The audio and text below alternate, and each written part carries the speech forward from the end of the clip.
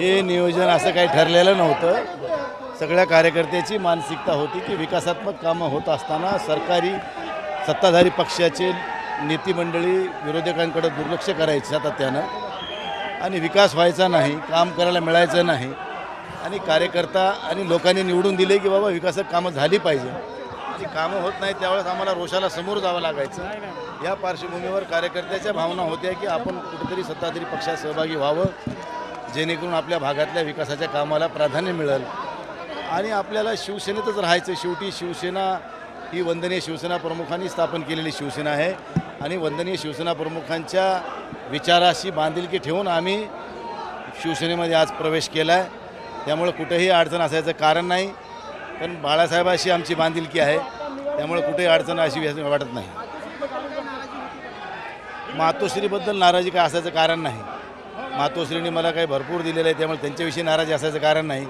स्थानिकचं राजकारण होतं, बऱ्याचशा अडचणी होत्या, पक्षात नवे आलेले लोक आम्ही स्थापनेपासून सोबत असून आम्हाला अडचणीच्या गोष्टी समोर जावं लागत होतं आणि मग कार्यकर्त्याचा कालच्या जिल्हा परिषदेच्या निवडणुकीला बघितलं असेल की मोठ्या प्रमाणामध्ये इंटरनल वादातून काही आमच्या बऱ्याचशा जागा पडल्या।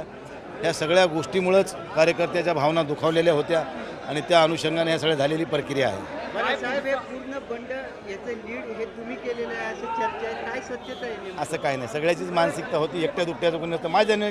माझ्या मने ऐकायला त्याचा माझा मतदारसंघ वेगळा आहे, ते एकीकडं मी एकीकडं। आता ठीक आहे, नांदेड हिंगोली बाजूला आहे, आता त्या वाशिमवाल्याचा माझा काय संबंध, शिर्डीवाल्याचा माझा काय संबंध। सगळ्याच्याच विरोधी पक्षातल्या जवळजवळ सगळ्याच लोकप्रतिनिधीची भावना ही आहे की सरकार हेतुपुरस्कर विकासात कामाला प्राधान्य देत नव्हतं, म्हणून सगळ्याची मानसिकता होती की आता आपल्याला विकास कामं केल्याशिवाय लोक विचारणार नाही आणि निवडणुकीचे समीकरणं बदललेत त्यामुळं आता विकास काम केल्याशिवाय पर्याय नव्हता आणि त्यामुळं सगळ्याची मानसिकता होती कार्यकर्त्यापासून नेत्यापासून की कुठेतरी आपण विकासात्मक दृष्टिकोन काम करायचं असेल तर सत्ताधारी पक्षात सहभागी व्हावं।